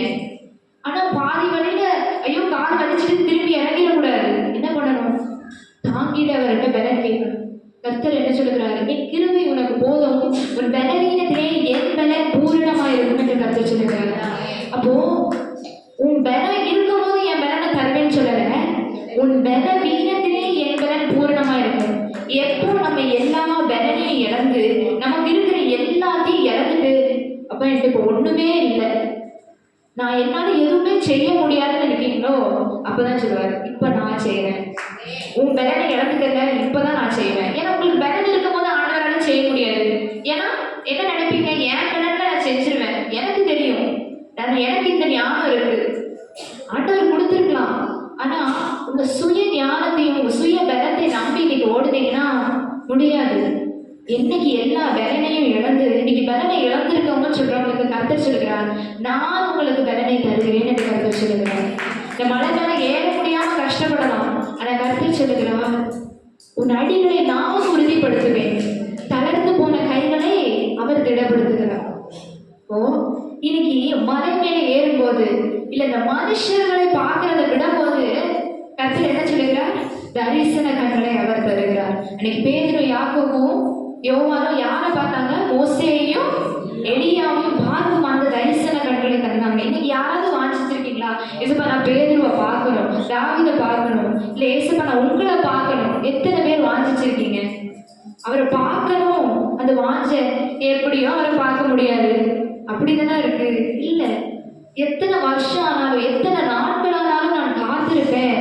அந்த காத்திருக்கிற இதயத்தை கர்த்தர் எதிர்பார்க்க. மூன்றாவதாக 17ஆம் அதிகாரம் 5ஆம் வசனத்தை வாசிப்போம். அவன் பேசுகையில், இதோ ஒளியுள்ள ஒரு மேகம் அவர்கள் மேல் நிழலிட்டது. இவர் என்னுடைய நேசகுமாரன், இவரில் பிரியமாயிருக்கிறேன், இவருக்கு செவி கொடுங்கள் என்று அந்த மேகத்திலிருந்து ஒரு சத்தம் உண்டாயிற்று. ஆமென். அப்போ அவருடைய மகிமையை பார்க்குறாங்க, அவங்களுடைய தரிசன கண்கள் திறக்கப்பட்டது. அடுத்ததாக அவருடைய சத்தத்தை கேட்கிறாங்க. யாருடைய சத்தத்தை கேட்கிறாங்க? யாருடைய சத்தம்? பிதாவுடைய சத்தத்தை கேட்கிறாங்க. ஒரு திடீர்னு ஒரு மேகம் வருது, அந்த மேகம் அப்படியே மழையே சூழ்ந்து கொண்டிருக்குது. அப்போ அந்த மேகத்திலிருந்து என்ன வருது? ஒரு சத்தம். மேகத்திலிருந்து ஒரு சத்தம் எழும்புது. அந்த சத்தம் யாருடையது? பிதாவினுடைய சத்தம். பிதாவினுடைய சத்தம் என்ன சொல்லுது? இவர் என்னுடைய நேசகுமாரன், இவரில் பிரியமாயிருக்கிறேன், இவருக்கு செவி கொடுங்கள். கீழே இருக்கிற வரைக்கும் அவங்க பிதாவுடைய சத்தத்தை கேட்டாங்களா? கேட்கல. அப்போ மேல போகும்போது எப்படிப்பட்ட அனுபவத்தெல்லாம் பெற்றுக்கொள்ளுகிறாங்க. வரிசையா பார்க்கிறோம், ஜெபிக்கிறாங்க. ஜெபிக்கும் போது ஆண்டவருடைய மகிமை, அந்த பிரகாசத்தை, மறுரூபத்தை பெற்றுக்கொள்ளுகிறாங்க. அது போல அவருடைய கண்கள் திறக்கப்படுது. அடுத்ததாக அவருடைய சத்தத்தை கேட்கும்படியாக கர்த்தர் அவருடைய காதுகளை திறக்கிறார். ஏசப்பா நிறைய இடத்துல சொல்லியிருப்பாங்க, காதுள்ளவன் கேட்க கடவன், காதுள்ளவன் கேட்க கடவன். ஏன்னா எல்லாருக்கும் காது இருக்கு. இப்ப காது எல்லாருக்கும் இருக்கு. ஏன் ஆண்டவர் இப்படி சொன்னாரு? ஆவிக்குரிய காதுகள் இன்னைக்கு எத்தனை பேர்கிட்ட இருக்கு? எத்தனை பேரால சொல்ல முடியும் எனக்கு ஆவிக்குரிய காதுகள் இருக்கு? ஏசப்பாவோட சத்தத்தை நான் தினமும் கேட்கிறேன், ஏசப்பாவோட சத்தத்தை கேட்கிறேன்னு எத்தனை பேரால சொல்ல முடியும்? இன்னைக்கு ஆண்டவருடைய சத்தத்தை கேட்காதனாலதான் என்ன பண்ணேன்னு தெரியாம என்ன பண்றது, இது இப்படி பண்ணலாமா இப்படி பண்ணலாமா, யாருக்கிட்ட கேட்கலாம், யாரு ஜெபிச்சா சொல்லுவாங்க, இன்னைக்கு அப்படி நாடி தேடி ஓடுறாங்க. இன்னைக்கு ஒரு ஊழியக்காரரோ ஒரு தீர்க்கதரிசியோ இல்ல சக விசுவாசியோ உங்களுக்கு வழியை காட்ட மாட்டேங்கிறாங்க. யாரு காட்டுவா? நானே வழியும் சத்தியமும் ஜீவனமா இருக்கிறேன் என்று ஆண்டவர் சொல்லி இருக்கிறார். இன்னைக்கு உங்களுக்கு வழி தெரியலன்னா யாரை நீங்க பாக்குறீங்க? ஒரு விஷயம் நடக்கணும்னா யாரை இது பண்றீங்க? இவன்கிட்ட போனா அந்த காரியம் நடந்துடும். கவுன்சிலர் எனக்கு தெரியும், அவர் பெரிய ஆளு, அவர் எனக்கு செஞ்சு கொடுத்துருவாரு. எனக்கு இவர் தெரியும், அவர் தெரியும். கடைசியில் அவங்களும் செய்ய முடியலன்னா, யாருமே செய்ய முடியலன்னா யார்கிட்ட வருவோம்? ஆண்டவருக்கு வருவோம். ஆனா அந்த மனுஷனை நம்புகிற அந்த நம்பிக்கை, அந்த சின்ன அந்த விசுவாசம் நம்ம ஆண்டவர் மேல வந்து நம்ம எங்கேயோ போயிருக்கோம். இப்போ இன்னைக்கு கர்த்தர் சொல்லுகிற காரியம், அவர் பேசாத தேவன் அல்ல. இப்போதும் உங்கள்கிட்ட பேசிட்டு இருக்காரு. ஆனா அதை கேட்க கூடாதபடிக்கு எப்படி இருக்கு? காதெல்லாம் அடைச்சு போயிருக்கு. அப்ப எப்ப கேட்கும்? ஜெபிக்கும் போதுதான் கேட்கும்.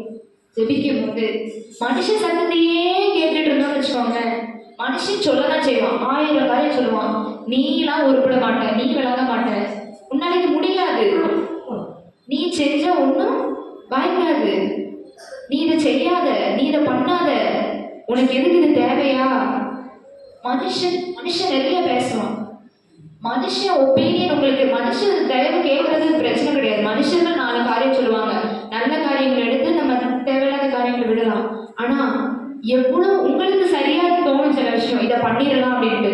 ஆனாலும் என்ன பண்ணும்? இசப்பா நீங்க பேசுங்க, நான் என்ன செய்யணும், நான் என்ன செய்யணும்? இந்த வசனம், இந்த வேற வசனம் இருக்கு, இதை நீங்க திறந்தீங்கன்னா அவர் அப்படி பேசுவார். எத்தனை பேர் சொல்றீங்க இந்த வேத வசனம் மூலமா ஆண்டவர் எனக்கு நிறைய பேசியிருக்கிறான்னு சொல்லுவாங்க? அலேலியா சொல்லுவோமா? அலேலியா. நீங்க ஒரு குழப்பத்தோட ஒரு காரியத்தோட இருக்கீங்க, ஆனா நீங்க மனுஷன் கேட்காம இதை திறந்து வச்சு உட்காருங்க, கர்த்தர் உங்களோடு பேசுவார். ஆமென். இந்த வேத வசனம் தான் நமக்கு வெளிச்சம். எந்த காரியமா இருக்கலாம், அது என்னைக்கும் எழுதின பைபிள் எனக்கு இன்னைக்கு தீர்வு சொல்லுமா அப்படின்னு நீங்க நினைக்கலாம். எந்த காரியத்துக்கும் இதுல வழி இருக்கு. இந்த வேத வசனத்தை படிக்கும் போது நீங்க என்ன காரியம் செய்யலாம், என்ன பண்ணலாம், இதுவா அதுவா அப்படின்ற சூழலுக்கு இது வழிகாட்டும். இப்ப இன்னைக்கு ஆண்டவருடைய சத்தத்தை கேட்கணும்னா என்ன பண்ணணும்? அவரோடு நேரம் செலவழிக்கணும். அவரோடு எவ்வளவு நேரம் செலவழிக்கிறோம்? அவரோடு செலவழிக்கிறோமா? அவரோட பேசுறோமா? பிரச்சனை மட்டும் போகணும், ஆனா நான் அவர் கூட நேரம் செலவழிக்க மாட்டேன், அவர் கூட நான் உட்காந்து பேச மாட்டேன். இல்ல, அவரோட எவ்வளவு நேரம் உட்கார்ந்து இருக்கீங்க, அவரோட உட்கார்ந்து எனக்கு பைபிள் வாசிச்சா தூக்கம் வருது, இல்ல எனக்கு பிரச்சனை கேட்டா தூக்கம் வருது. நாவின் அதிகாரத்தை கர்த்தர் கொடுத்திருக்கிறார். கடிந்து ஜெபம் பண்ணுங்க. கர்த்தர் மலையின் அனுபவம், அவரோடு தனித்து அந்த உறவுக்குள்ள செவித்து நெருங்கும் போது கர்த்தர் முதலாவது என்ன பண்ணுகிறார்? மறுரூபத்தின் அனுபவத்தை நமக்கு தருகிறார். இரண்டாவதாக கர்த்தர் நம்முடைய கண்களை திறக்கிறார். மூன்றாவதாக அவருடைய சத்தம், கர்த்தருடைய சத்தத்தை கேட்கப்படுகிறார். அப்போஸ்தலர் 7:31 வாசிங்க. 7:30-31.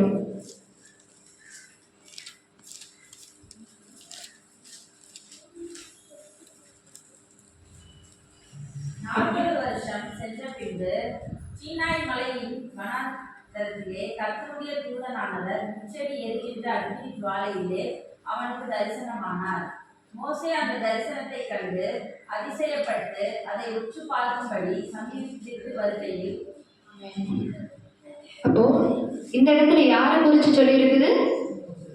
மோசே. மோசே 40 வருஷம் எகிப்திலிருந்து மீதியான் தேசத்துக்கு ஓடி வந்துட்டாரு. இப்ப 40 வருஷம் அவர் என்ன பண்ணிட்டு இருக்காரு? ஆடு மேய்த்து கொண்டு சில காரியத்தை செய்து கொண்டு இருக்கிறார். அப்போ அவர் இந்த எந்த இடத்துல? சீனாய் மலையின் மேல ஒரு வனாந்திரத்துல ஆடுகளை மேய்த்து கொண்டு இருக்கும் போது அப்போ ஒரு முட்செடி இருக்கு, முள்ளு செடி. அப்போ ஒரு தூரத்துல இருந்து பாக்குறாரு, அந்த முட்செடி எரியுது, ஆனா அது கருகி போகல, ஒன்றும் அங்கே எரிந்து கொண்டே இருக்கு. இப்ப இது என்ன, நம்ம என்ன நடக்குது பக்கத்துல போய் பார்ப்போம்ல, யாராவது பேசுனாங்க என்ன பேசுறாங்க பக்கத்துல போய் கேட்போம்ல. அந்த விஷயத்த அவர் செய்யல, முட்செடி எரியுது, அது என்ன அப்படின்னு போய் பக்கத்துல ஜுவாலையிலே, முச்செடி எரிகிற அக்கினி ஜுவாலையிலே அவனுக்கு தரிசனமானார். இந்த இடத்துல மோசே எங்க இருக்கிறாரு? சீனாய் மலை மேல. யாரெல்லாம் மலை மேல, இந்த வசனங்கள்ல நீங்க நல்லா பார்க்கும்போது யாரெல்லாம் அவரோடு நெருங்கி அந்த வனாந்திரத்தில் யாருமே இருந்திருக்க மாட்டாங்க. ஆடுகளும் மோசையும் மட்டும்தான் இருந்திருப்பாங்க.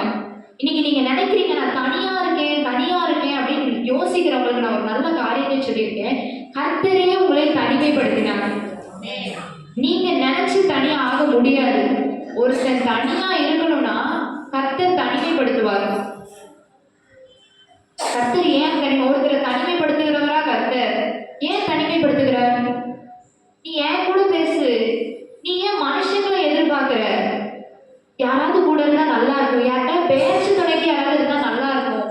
மனுஷங்க பேசினா நல்லா இருக்கும் நம்ம நினைக்கிறோம். ஆனா கர்த்தர் எதிர்பார்க்கிற காரியம் நீ தனியா இருக்கணும். ஏன் கூட தனியா இருக்கணும். கர்த்தர் தனித்து ஜெபம் பண்ணினான்னு வேதம் சொல்லுது. அப்ப இன்னைக்கு நம்ம தனியா நம்ம சூழ்நிலையே நம்மளை தனிமையா விட்டுருச்சுன்னா அதை குறித்து கவலைப்பட வேண்டாம். ஆண்டவர் என்னை கூப்பிடுறாரு, ஆண்டவர் என்னை தனிமைப்படுத்தி இருக்கிறார் அப்படின்னு சந்தோஷப்பட்டு அந்த தனிமையை நம்ம எப்படி பயன்படுத்தி கொள்ளணும்? ஜெபத்துல பயன்படுத்தி கொள்ளணும். அப்ப இந்த இடத்துல தனிமையா இருக்கிறார் மோசே. 40 வருஷம் அவங்க குடும்பத்தை எகிப்தில் உள்ள அந்த ஆடம்பரம் அந்த சுக வாழ்வெல்லாம் விட்டு வனாந்திரத்துல ஆடுகளை மாமனார் வீட்டுல இருக்கிறாரு. மாமனார் வீட்டுல இருந்து ஆடுகளை அவர்தான் மேய்ச்சி கொண்டு இருக்கிறாரு. மேய்த்து கொண்டு இருக்கும்போது ஒரு நாள் ஏசப்பா என்ன பண்றாரு? மூச்செடியில தரிசனமானார். இன்னைக்கு நம் வாழ்க்கையில கர்த்தர் நமக்கு தரிசனமாக வேண்டும் என்றால் கர்த்தர் நமக்கும் இப்படி ஒரு நெருங்கிய உறவோடு பைபிள்ல எத்தனை பேரோட ஏசப்பா பேசியிருப்பாங்க. கேட்க கேட்க ஒரு மனுஷன் பதில் சொல்லுகிறது போல பதில் சொல்லுவாங்க. ஏன் இன்னைக்கு நம்மோட ஏன் பேச மாட்டாங்க? ஏன் பேச மாட்டாரு? இன்னைக்கு அப்படி நினைச்சிட்டு இருக்காங்க எல்லாரும். ஏசப்பா பேச மாட்டாரு, அவர் கடவுள், அவரெல்லாம் பேச மாட்டாரு. இல்ல, நம்மோடு பேசுகிற உறவாடுகிற தேவன். நம்ம தான் அந்த உறவுக்குள்ள ஏறி போகணும். செடிங்க நீங்க பேசுறதுக்கு நேரம் கொடுத்தாதானே ஏசப்பா பேசுவாரு. இப்ப நம்ம என்ன பண்ணுவோம்னா, ஏசப்பா இது காரியம், இப்படி விஷயம் அப்படின்னு ஜெபிச்சுட்டு வந்துடும். நம்ம பேசுறோம், அவர் பேசுகிறதுக்கு நம்ம இடம் கொடுக்குறோமா? இப்ப நீங்க ஒருத்தவங்க போன் பண்ணி பேசுறீங்க, நீங்க வாட்டு பேசிட்டு இருக்கீங்க, இல்ல அவங்க வாட்டு பேசிட்டு இருக்காங்க. நீங்க சொல்ல வர காரியத்தையே அவங்க கேட்கலான்னு என்ன பண்ணுவீங்க? பொறுத்து பார்ப்பீங்க, ஹலோன்னு சொல்லுவீங்க. அவங்க பாட்டுல பேசிட்டு இருந்தா போனை கட் பண்ணிட்டு போயிடுவோம். இன்னைக்கு அப்படிதான், நீங்க பாட்டுல உங்க காரியத்தை சொல்றோம், அவர் திரும்பி அதுக்கு பதில் சொல்றதை நம்ம கேட்போமா? ஏசப்பா என்ன பதில் சொல்றாரு? நம்ம பேசுறோம், பேசுறதுக்கு அவர் பதில் சொல்லுவார் தானே. பைபிள் வாசிக்கணும் அப்படிதான், கட வாசிக்கும், நிறுத்தி நிதானமா அவர் என்ன பேசுறாரு. திடீர்னு ஒரு வார்த்தை உங்களுக்கு அந்த மனதுல பற்றி பிடிக்கும்.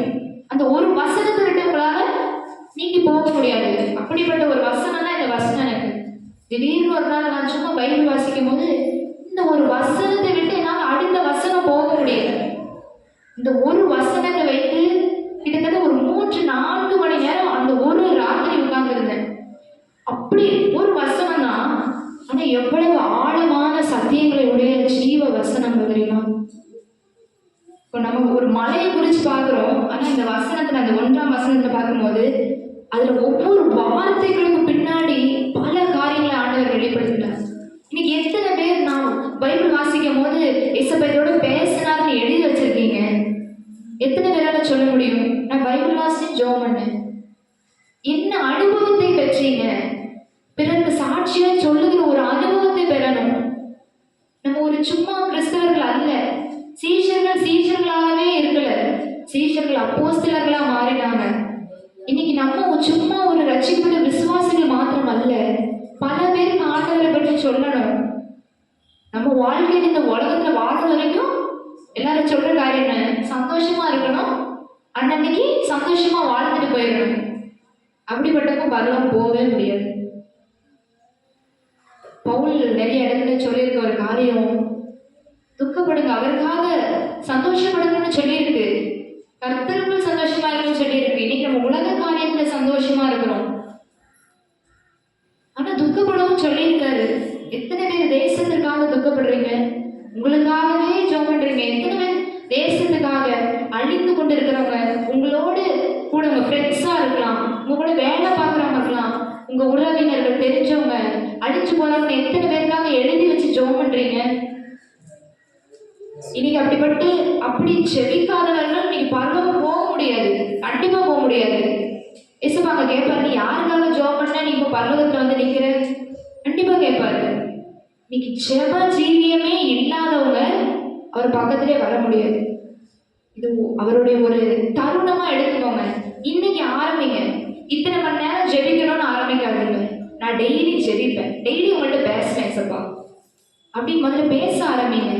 கொஞ்சம் கொஞ்சமா அவர்கிட்ட இன்னும் அதிகமா பேசுங்க. அப்படிப்பட்டவர்கள் தான் இன்னைக்கு பரலோகம் போக முடியும். ஆமென். ஓ, அவருடைய சத்தத்தை கேட்டான் மோசே, தரிசனத்தை பார்த்தான். அதுக்கப்புறம் 31ஆம் வசனம், உற்று பார்க்கும்படி சமீபித்து வருகையில். அப்போ தண்ணி நின்று பார்த்துக்கிட்டே இருந்தோம்னா அவருடைய சத்தம் கேட்காது. உற்று பார்த்து சமீபித்து வருகையில். இன்னைக்கு வந்து தெரியுது, இங்க இருந்தே ஏசப்பா நீங்க இங்க இருந்தே எனக்கு நீங்க தெரியுறீங்க, போதுமா? அது இங்க இருந்தே பார்த்தா போதுமா? அவர்கிட்ட இன்னும் க்ளோஸ் ஆகணும், இன்னும் நெருங்கணும். இந்த இடத்துல இத்தனை பேர் இருந்தாலும் உங்களுக்கு ஒவ்வொரு ஃப்ரெண்ட்ஸ் இருப்பாங்க, அப்படிதானே? அவங்க கிட்ட தான் நீங்க உங்களுடைய எல்லா காரியத்தையும் சொல்லுவீங்க. அவங்களுக்கு தான் உங்க குடும்ப கதை, உலக கதை, எல்லா கதையும் சொல்லுவீங்க. எல்லார்கிட்டையும் சொல்ல மாட்டீங்க, அப்படிதானே? ஏன்? அவங்க தான் மணிக்கணக்கா பேசுவாங்க. வீட்டுக்கு போனாலும் போன்ல இப்படி நடந்துச்சு, இவ இப்படி சொன்னான் அப்படின்ற கதை யார்கிட்ட பேசுவோம்? ரொம்ப க்ளோஸா நம்ம கிட்ட யார் இருக்காங்களோ அவர்கிட்ட தான் பேசுவோம். இன்னைக்கு ஆண்டவர் நமக்கு அப்படிப்பட்ட ஒரு க்ளோஸா மாறணும், அப்படிப்பட்ட ஒரு நெருங்கின நண்பரா மாறணும். அப்பதான் என்ன பண்ணுவாரு? அவரும் இப்படிலாம் நடக்க போகுது, உனக்கு விரோதமா இப்படிலாம் செஞ்சிருக்கான், நீ அந்த பக்கம் போகாத அப்படின்னு சொல்லுவாரு. நீங்க ஏன் பிரச்சனை வருது? சோதனை வந்தோன்னா ஆண்டவர் எனக்கு சோதனை தந்துட்டாரு. பைபிள் சொல்லி இருக்குது, உங்க சுய இச்சையினாலே நீங்க சோதிக்கப்படுறீங்க. நான் உனக்கு தரலப்பா, நீ உன் சுய இச்சையினால சோதிக்கப்படுகிற. அப்போ இன்னைக்கு இப்படி பிரச்சனை வருது அப்படின்றதையும் முன்னாடியே எசப்பா காண்பிப்பார். யாருக்கு காண்பிப்பார்? ஜெபம் பண்ணி அவரோட அதை டெய்லி பேசிட்டு இருக்கவங்களுக்கு தான் எசப்பா காண்பிப்பார். இப்போ அப்படிப்பட்ட ஒரு உறவுல தான் யார் இருந்தா? மோசே இருந்தார். அடுத்ததாக நம்ம முதலாவது பார்த்தோம், ஜெபிக்கும் போது அந்த மலையின் அனுபவத்தில் இருப்பவர்கள் முதலாவது என்ன எசப்பா தருவாங்க? மறுரூபத்தின் அனுபவம். என்னது? மறுரூபத்தின் அனுபவம். இரண்டாவது தரிசன கண்கள் தருவார். மூன்றாவது அவருடைய சத்தத்தை கேட்கும் அந்த காதுகளை கர்த்தர் தருவார். நான்காவது வாசிக்கலாம், ஆதியாகமம் 19ஆம் அதிகாரம் 17ஆம் வசனம். ஆதியாகமம் 19ஆம் அதிகாரம் 17ஆம் வசனம். அவர்களை வெளியே கொண்டு போய் விட்ட பின்பு அவர், உன் ஜீவன் தப்பி ஓடிப்போ, பின்னிட்டு பாராதே, இந்த சமபூமியில் எங்கும் நில்லாதே, நீ அழியாதபடிக்கு மலைக்கு ஓடிப்போ என்றார். ஆமென். இது யாரு குறித்ததான கதை? லோத்து. லோத்து யாரு?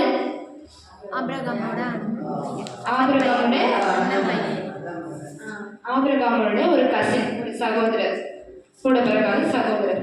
அப்போ அந்த லோத்து எங்க இருக்கிறாரு? சோதோம் அப்படின்ற ஒரு பட்டணத்துல அவர் இருக்கிறார். அந்த சோதோம் பட்டணத்துல என்ன கதையை நான் சுருக்கமா சொல்லிருக்கேன். சோதோம் பட்டணத்துல ஒரே பாவம் நிறைஞ்ச அக்கிரமம், சுத்தி அக்கிரமம். அப்ப ஏசப்பா என்ன முடிவெடுத்துட்டாரு? இந்த பட்டணத்தை அழித்துடலாம், அழிச்சு போட்டுடலான்ட்டு முடிவெடுத்துட்டாரு. ஆனா ஒரே ஒரு நீதிமான் இருக்காரு. அது யாரு? லோத்து. அதுவும் யாரு கேட்டா? ஆபிரகாம் ஏசப்பா கூட டெய்லி பேசிட்டு இருந்தனால, ஏசப்பா என் தம்பி ஒருத்தன் இருக்கான், அவனை கொஞ்சம் நீங்க பாதுகாத்து கொடுங்க. இன்னைக்கு நம்ம ஜெபிக்கிறவங்களா இருந்தா அழிஞ்சு போறவங்களே நம்ம கையால பாதுகாக்க அவரால் செய்ய முடியும். நான் அதை பெற்றுக்கொண்டிருக்கேன். அன்னைக்கு நோவாவை கொண்டு நோவா குடும்பத்தையே பாதுகாத்தாரு. அந்த குடும்பத்தார் எப்படிப்பட்டவங்களோ நமக்கு தெரியாது. நோவா மட்டும் நல்ல மனுஷன்னு நம்ம பார்க்கணும். ஆனா நோவாவை வச்சு ஒரு 7 பேரை பாதுகாத்தார். இன்னைக்கு அப்ப இந்த லோத்தை ஏசப்பா என்ன பண்ண சொல்றாங்க, நீ இந்த இடத்துல இருக்காத, இந்த சம பூமியில எங்கும் நிக்காம எங்கும் நில்லாதே, நீ அழியாதபடிக்கு மலைக்கு ஓடிப்போ. எங்க ஓடி போகணுமா? மலைக்கு ஓடிப்போ. இன்னைக்கு நம்ம அழியாம இருக்கணும்னா, நம்ம ஜீவனோட இருக்கணும்னா எங்க போகணும்? மலைக்கு ஓடி போகணும். இன்னைக்கு ஜெபம் பண்ணா ஆசீர்வாதம் கிடைக்கிறதுக்காக ஜெபம் இல்லை, நீங்க உயிரோட இருக்கிறதுக்குமே நீங்க ஜெபம் பண்ணாதான் உண்டு. அதுதான் இந்த காரியம் சொல்ல வருது. நீ அழியாதபடிக்கு.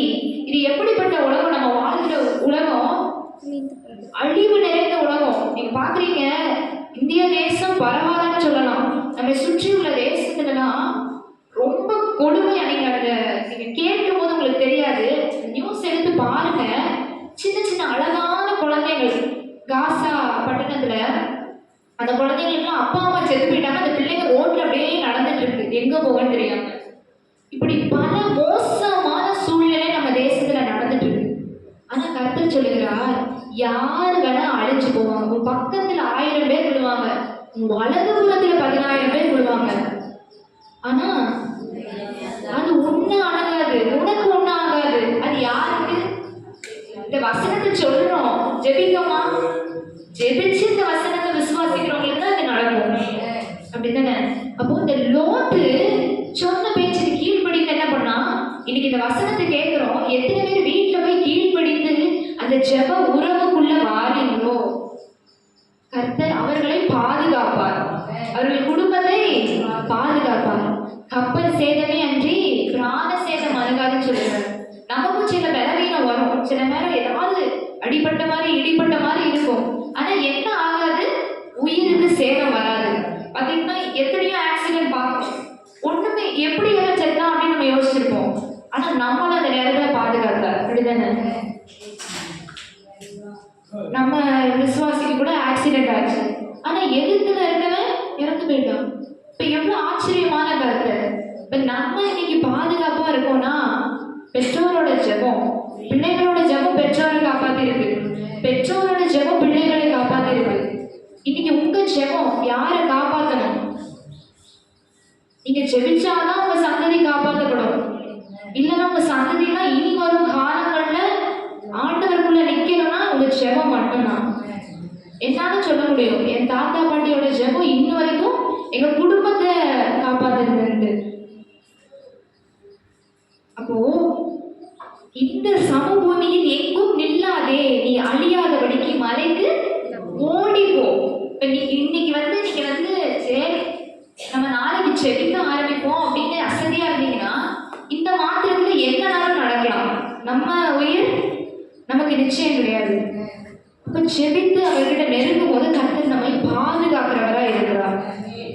அப்ப இந்த காரியத்துல நிறைய காரியம் பேசினாரு. நம்ம இன்னைக்கு மலையின் அனுபவத்தை குறித்து பார்த்தோம். இப்ப நான் யோசிச்சேன், இசப்பா 3 சீஷர்களை மட்டும் தான் இசப்பா கூட்டிட்டு மேல பண்ணாரு. மொத்தம் எத்தனை சீஷர்கள்? 12 சீஷர்கள். அப்ப ஏன் அந்த 3 சீஷர்களை மட்டும் இசப்பா கூட்டிட்டு போனாரு? அப்ப மத்தவங்களெல்லாம் பிடிக்கலையா? இப்ப நான் ரொம்ப யோசிச்சேன், இசப்பா பாரபட்சம் பார்க்கிற தேவன் அல்ல. ஆனாலும் இந்த 3 பேரெல்லாம் கூட்டிட்டு சில இடத்துக்கு போயிருக்காரு. 3 பேர் ரொம்ப நேரம் யோசிச்சேன், இசப்பா அது என்ன? ஆனா எனக்கு அந்த விஷயத்தை விட்டு போக முடியல. இந்த 3 பேரை தான் கூட்டிட்டு இசப்பா போயிருக்காரு. சரியா? அப்போ இந்த வசனம் மத்தேயு 17:1 திரும்பி வாசிங்க. 6 நாளைக்கு பின்பு இயேசு பேதுருவையும் யாக்கோபையும் அவனுடைய சகோதரனாகிய யோவானையும் கூட்டிக் கொண்டு தனித்திருக்கும்படி உயர்ந்த மலையின் மேல் போய் அவர்களுக்கு முன்பாக மறுரூபமானார். ஆமென். அப்போ 6 நாளைக்கு பின்பு எத்தனாவது நாள்? 6 நாள் பின்பு எத்தனாவது நாள்? 7வது நாள். 7வது நாள் என்ன நாள்? ஓய்வு நாள். ஏசப்பா சும்மாவே என்ன பண்ணுவாரு? ஓய்வு நாள்ல தான் நிறைய அற்புதத்தை செஞ்சிருப்பாரு. அது வரைக்கும் நல்லாவே தெரியும், ஓய்வு நாள்ல அற்புதம் செஞ்சா இவரை ஏதாவது சொல்லிக்கிட்டே இருப்பாங்கன்னு தெரியும். ஆனாலும் ஓய்வு நாள்ல தான் ஏசப்பா அற்புதம் செஞ்சார். இந்த காரியத்தை குறித்து நம்ம பார்க்கல. ஆனா இந்த ஓய்வு நாள் அன்னைக்கு தான் என்ன பண்றாங்க? இந்த இதுக்கு முன்னாடி அதிகாரத்துல அவர் ஒரு பிரசங்கத்தோட முடிச்சிருப்பாங்க. அதோட இது மெனக்கிட்டு இந்த 6 நாளுக்கு பின்பு ஏன் அந்த வார்த்தையை போட்டிருக்கணும்? ஏசு பேரையும் யோவானையும் யாக்கோவையும் கூட்டிட்டு போனான்னு போட்டிருக்கலாம். ஆனா இந்த வார்த்தையை போட்டுன்னா வேதத்துல ஒரு வார்த்தையும் வீணா போடல. 6 நாளைக்கு பின்பு 7ஆம் நாள் பேதுரு யாக்கோபு யோவானை கூட்டிட்டு போறாங்க. அப்போ ஏன் இசப்பா இந்த 3 பேரை கூட்டிட்டு போறீங்க அப்படின்னு பார்க்கும்போது ஒரு 2 பதில்களை ஆண்டவர் தந்தார். முதலாவது காரியம், ஏசப்பாவை நான் என்ன சொன்னேன், ஏசப்பாவை தேடி எல்லா இடத்துக்கும் ஒரு ஜன கூட்டம் வந்துடும். அவரை விடவே மாட்டாங்க. ஏசப்பா ஏசப்பா எனக்கு சுகந்தாங்க, எனக்கு அற்புதம் செய்யுங்கன்னு சொல்லிட்டு ஒரு கூட்டம் வந்துடும். அப்போ இவர் தனித்து ஜெபம் பண்ண போறாரு. இவரை யாரும் டிஸ்டர்ப் பண்ணக்கூடாது. அப்போ மீதி இருந்த எத்தனை சீஷர்கள் இப்ப மீதி இருக்காங்க? 9 சீஷர்கள். அந்த 9 சீஷர்கள் என்ன பண்ணிட்டு இருக்காங்க? இப்ப 9 சீஷர்கள் என்ன பண்ணிட்டு இருக்காங்க? இவர் மேல வந்துட்டார் 3 சீஷரோட. மீதி 9 சீஷர்களும் அவர் செய்த அந்த பணியை செய்து கொண்டிருக்காங்க. ஆண்டவர் எல்லாத்தையும் அப்படியே போட்டுட்டு போக மாட்டாரு. அவர் பொறுப்புகளை ஒழுங்கா செய்கிற தேவன், ஒழுங்கின் தேவன் அவர். அப்போ அந்த ஜன கூட்டம் அவரை தேடி வந்து ஒரு காரியம் செஞ்சிடக்கூடாது. அதே மாதிரி அந்த ஜன கூட்டம் அப்படியே போறது அவருக்கு சித்தம் கிடையாது. அந்த ஜன கூட்டத்துக்கு ஆட்களை ஏற்படுத்தி வைத்துதான் அவர் போனார். இது நானா சொல்லல, வசனம் சொல்லுது. மத்தேயு 17ஆம் அதிகாரம், மத்தேயு 17ஆம் அதிகாரத்துல அவர் மலையில எல்லா காரியத்தையும் முடித்து வராரு. கீழே மலையின் மேல் இறங்கி, வசனத்தை வாசிங்க.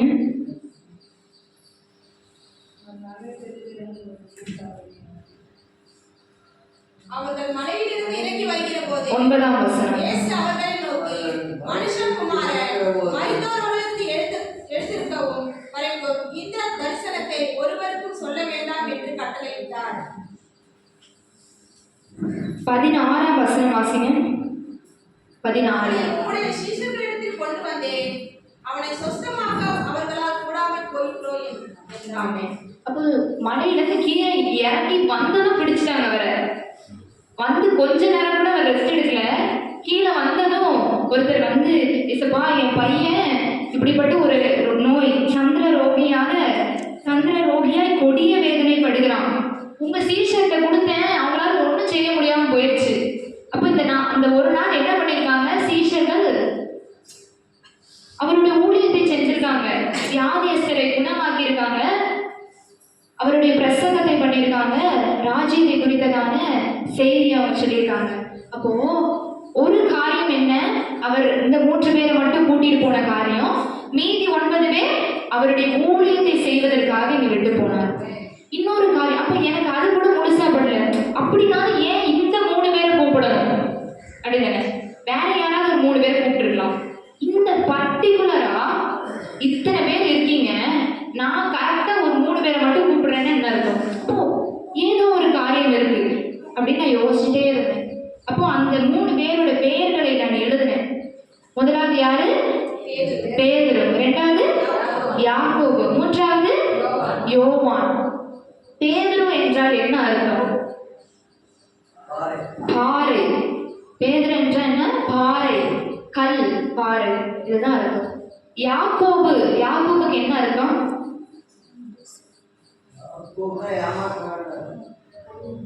யாக்கோபுக்கு 2-3 அர்த்தங்கள் இருக்கு. நம்ம பழைய ஏற்பாட்டில் இருக்க யாக்கோபுக்கு ஏமாற்றுக்காரன் இருக்கு. யாக்கோபுக்கு எபிரேய அர்த்தத்துல என்ன பாத்தீங்கன்னா, அவரை பின்பற்றுகிறவன் அப்படின்னு அர்த்தம். டு ஃபாலோ, அவரை ஃபாலோ பண்றவங்க, பின்பற்றுகிறவன் அப்படின்னு தான் அர்த்தம் யாக்கோபுக்கு. அடுத்ததாக யாரு? யோவான். யோவானுக்கு என்ன அர்த்தம்? யோவான் என்ற பெயருக்கு என்ன அர்த்தம்? கர்த்தர் கிருபை உள்ளவராய் இருக்கிறார். The Lord is gracious. கர்த்தரின் கிருபை. என்னது? கர்த்தரின் கிருபை. இப்ப கிருபை உள்ளவராய் கர்த்தர் இருக்கிறார் என்பது அர்த்தம். இப்ப இந்த 3 விஷயத்தை நான் எழுதி யோசிக்கும் போது, இப்ப கர்த்தர் வெளிப்படுத்துற ஒரு காரியம், எவன் ஒருவன் இந்த பாறை கற்கள் போன்ற கடினமான இந்த மலை பகுதியில அவரை ஃபாலோ பண்ணிட்டு அவரை பின்தொடர்ந்து போகிறானோ கர்த்தர் அவன் மேல் கிருபையுள்ளவராய் இருக்கிறார். ஆமென். ஹalleluya. God made them follow to the rocky mountain to show his grace. அந்த 3 அர்த்தங்கள் ஒன்று சேர்ந்துச்சா? அப்போ அந்த பாறை போன்ற கடினமான பாதையிலும் அவரை பின்தொடர்ந்து, நம்மளா போகிறதில்ல, அவரை பின்தொடர்ந்து போகும்போது கர்த்தர் கிருபையுள்ளவராய் இருக்கிறார்.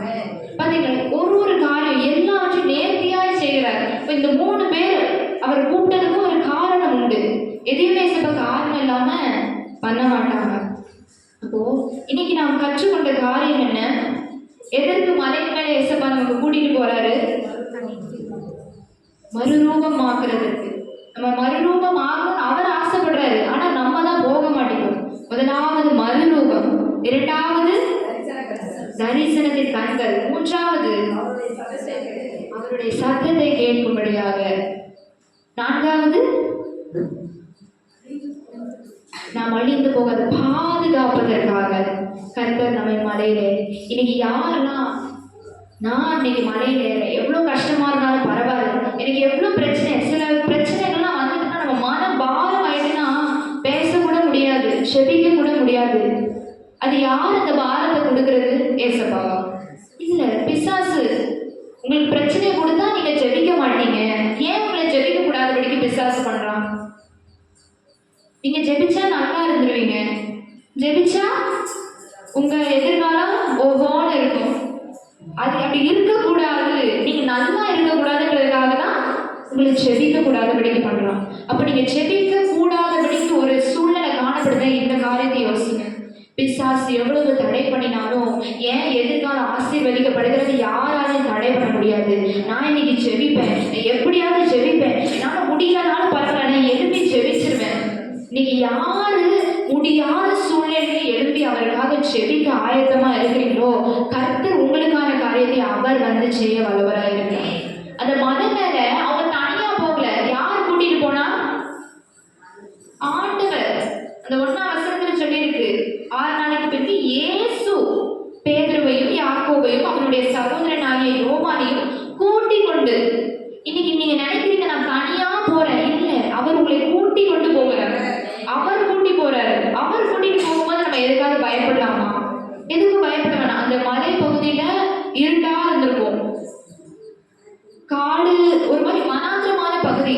இங்க இருக்க மாதிரி நிறைய ரொம்ப மரச்செடி, ரொம்ப சோலையா இருக்காது. ஆனா வனாந்திரமான ஒரு மலை பகுதி தான். ஆனா அந்த இடத்துல மிருகங்கள் கூட இருக்குமா. ஒரு இடத்துல ஏசப்பா 40 நாள் ஃபாஸ்டிங் போட்ட இடத்துல, அதாவது உபவாசித்த இடத்துல மிருகங்களோட ஏசப்பா சஞ்சரித்த மாதிரி அங்க சொல்லியிருப்பாங்க. அப்போ மிருகங்கள், ஏன் அந்த மிருகங்கள் வந்து ஒன்றும் செய்யாதா? சிங்கம், புலி, கரடி எதனாலும் இருந்திருக்கும். எப்படிப்பட்ட சூழ்நிலை? அன்னைக்கு நான் சொன்ன காரியம் தான்.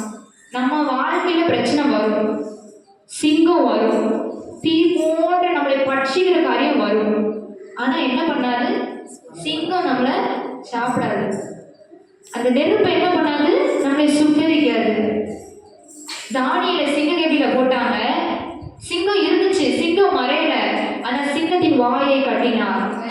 சாத்ராக், மேஷாக், ஆபேத்நேகோவை எதுல போட்டாங்க? தீச்சூல. எரியலாக்கி போட்டவே செத்துட்டான். தீயில நம்மள போடுவாங்க. வேணாம் வேணாம் அப்படின்னு சொன்னீங்கன்னா ஒரு மாதிரி அப்படியே முடிஞ்சிடும். ஆனா ஏசப்பா நான் போறேன், ஏசப்பாக்கு எல்லாமே வந்து ஒரு கிக்கோட தான் பண்ணுவாரு. ஒரு சாதாரணமா உங்களுக்கு மனுஷன் பண்ற மாதிரி பண்ண மாட்டாரு. எல்லாரும் இப்படி வாயை பொழுது எம்மாடியோ அப்படின்னு பார்க்குற அளவுக்கு தான் ஏசப்பா பண்ணுவாரு. அப்படி எல்லாரும் உங்களை பார்க்கணும்னா இன்னைக்கு பிரச்சனைகளை வேண்டாம்னு சொல்லாதீங்க. ஏசப்பா அந்த பிரச்சனைகள்ல நீங்க என் கூட இருக்கணும். 2வது நபரா நீங்க என் கூட இருக்கணும். நான் மட்டும் இல்லை, நீங்க என் கூட இருக்கணும். அதை சொல்லும் போது அப்படிப்பட்ட மலையின் அனுபவத்தை நம்ம பெறும்போது கர்த்தர் நம்மோடு இருந்து காரியங்களை செய்ய அவர் வல்லமையுள்ளவர். நாமே யாரும் கண்களை மூடி ஆவியானவரே, இது வரைக்கும் நான் இந்த மலையின் அடிவாரத்தில் இருந்திருக்கலாம், உண்மை தேடாம இருந்திருக்கலாம். பல காரியத்தை என் கண்ணு உலகத்தையே பார்த்துட்டு இருந்துச்சு, என் காது மனுஷன் பேசுறதையே கேட்டுட்டு இருந்துச்சு. நான் உங்ககிட்ட மலையின் அனுபவத்தை நான் பெற்றுக்கொள்ளலப்பா.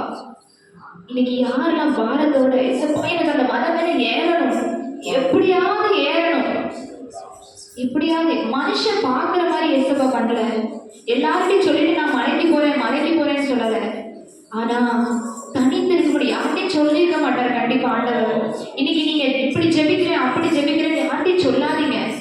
உங்க கவலைகளை, பிரச்சனைகளை, பாடுகளை மனுஷங்க சொல்லாதீங்க. நீங்க வாட்ல மலைக்கு போங்க. உங்களுடைய தனி ஜெபம், அது தனிமையான இடத்துக்கு போங்க. இசப்பா எனக்கு வேற வழி இல்லை, என்ன பண்ணனே எனக்கு சுத்தமா தெரியாது, என்கிட்ட அதற்கான சோர்ஸ் இல்லை, எனக்கு அதற்கான காசோ திறமையோ பதவியோ எதுவுமே தெரியல. ஆனா நான் நம்புறேன் உங்களால கூடாத காரியம் ஒன்றுமே இல்லப்பா. இன்னைக்கு மனதின் ஆழத்திலிருந்து எந்த விஷயம் உங்களை பாரப்படுத்துச்சோ அதை கீழே வச்சுட்டு, மலைக்கு கீழே வச்சுட்டு, அப்ப நான் மலை மேலே ஏறுறேன், நீங்க என்னை கூட்டி கொண்டு போங்க, நான் மறுரூபம் அடையணும், என்னுடைய கண்களை திறக்கப்பா. கேட்கிறவன் எவனும் பெற்றுக்கொள்வான் என்று சொல்லப்படுது. என் கண்களை திறக்கப்பா, என்னுடைய செவிகள் திறக்கப்படட்டும், என்னுடைய நாம திறக்கப்படட்டும், என்னுடைய மன கண்களை திறப்பீராக. இன்னைக்கு உண்மையாவே வாரம் இருக்கிறவங்க சுற்றி உலகத்துல என்ன நடக்குதுன்னு பார்க்க மாட்டாங்க. இன்னைக்கு அப்படி கேட்கும் போது கர்த்தர் நமக்காக காரியத்தை செய்ய அவர் வல்லமையுள்ளவராயிருக்கிறார். ஸ்தோத்திரம் ஸ்தோத்திரம் ஸ்தோத்திரம். நல்ல ஸ்தோத்திரம் பண்ணுவோம். ஸ்தோத்திரம் ஸ்தோத்திரம் ஸ்தோத்திரம் ஸ்தோத்திரம் ஸ்தோத்திரம் ஸ்தோத்திரம். மலையுடைய அனுபவத்தை குறித்து கர்த்தர் நம்மோடு பேசினார். அல்லேலூயா.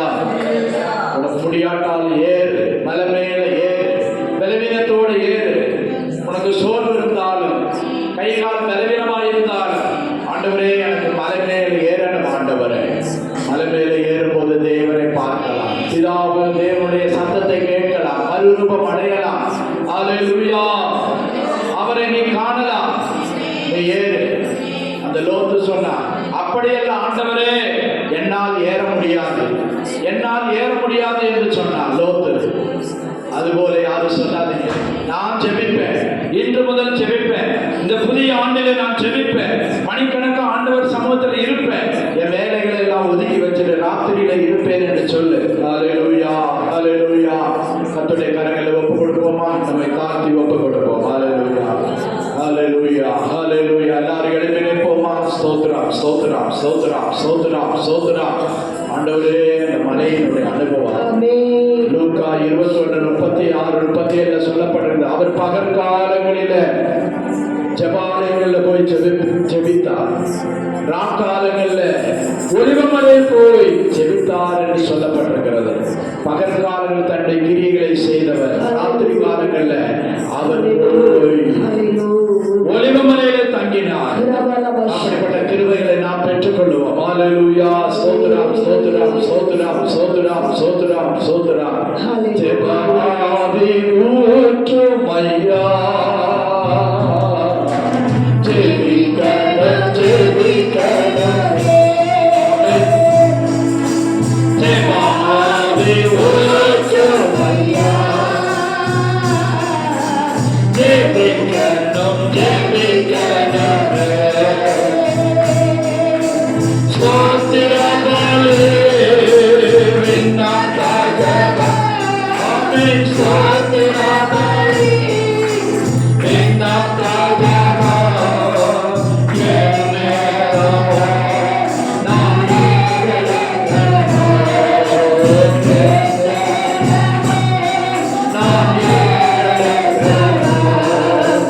ஜெபமாவே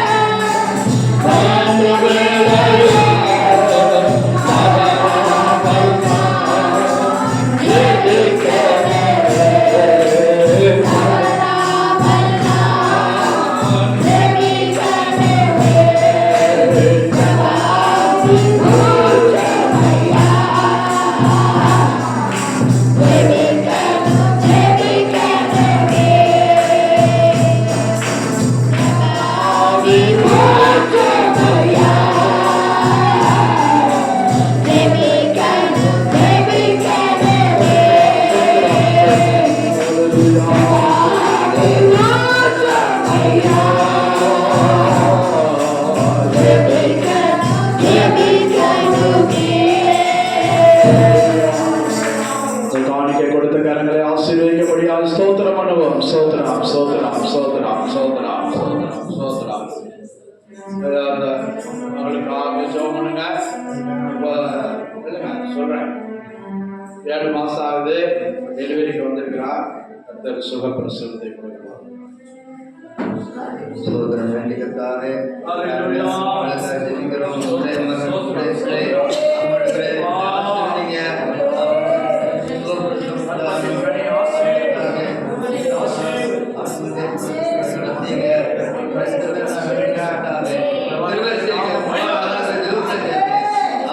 எல்லாரும் மகிழ்ச்சி அடையும்.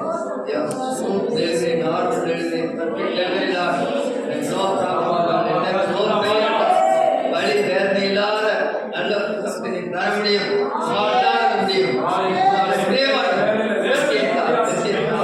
எல்லாரும் மகிழ்ச்சி மூலமாக எல்லாரும் பெரிய சந்தோஷம் உண்டாகும். ஆட்சிகள் வெற்றியை தாங்க நாமத்தை மாற்றமே.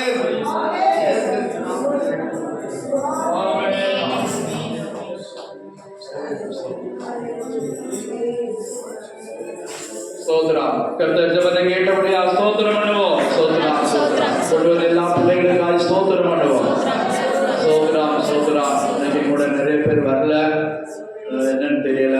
கர்த்தர் தாமே அவர்களை கூட உணர்த்தும்படியாக ஸ்தோத்திரம் பண்ணுவோம். ஸ்தோத்திரம் ஸ்தோத்திரம் ஸ்தோத்திரம் ஸ்தோத்திரம் ஸ்தோத்திரம் ஸ்தோத்திரம் ஸ்தோத்திரம் ஸ்தோத்திரம். கேட்ட வாசன்படி இந்த நாட்களில் ஜெப ஜீவியத்தை கட்டி உயிர்ப்பித்து அவரை போல மறுரூபமடைய, அவரை பார்க்க, அவரோடு பேச, நாம் ஆபத்திலிருந்து தப்புவிக்கப்பட காரியங்களை கர்த்தர் நம்முடைய மனதில் வைத்துக் கொண்டு செபித்து ஜெயமணிக்க கிருபை செய்யும்படியாக ஸ்தோத்திரம் பண்ணுவோம். ஸ்தோத்திரம் ஸ்தோத்திரம் ஸ்தோத்திரம். தொடர்ந்து நம்மை நடத்தும்படியாக ஸ்தோத்திரம் பண்ணுவோம். ஊழியர்களை ஆசீர்வதிக்கும்படியாக ஸ்தோத்திரம் பண்ணுவோம். தேசத்தை ரட்சிக்கும்படியாக ஸ்தோத்திரம் பண்ணுவோம். அல்லேலூயா. எங்களை அதிகமாய் நேசிக்கிற எங்கள் அன்பின் பரலோக பிதாவே, ஆசீர்வதிக்கப்பட்டதான கர்த்தாவே, இந்த நல்ல நேரத்துக்காக நன்றியோடு ஸ்தோத்திரிக்கிறோம். தொடக்கத்திலிருந்து முடிவரை என் ஆவியானவரை எங்கள் மத்தியில் பேசுகிறீர்கள். ஸ்தோத்திரம். நீங்க இந்த ஆராதனை நடத்தி தந்த தெய்வக்காக ஆண்டவரே, அப்பா உமக்கு நன்றி ஆண்டவரே. பாடல்கள் ஆண்டவரே, ஆராதனைகள், சாட்சிகள் ஆண்டவரே ஸ்தோத்திரம். ஒவ்வொரு பகுதியிலும் என் தேவ பிரசன்னத்தை உணரும்படியான கிருபை தந்தீர் ஆண்டவரே.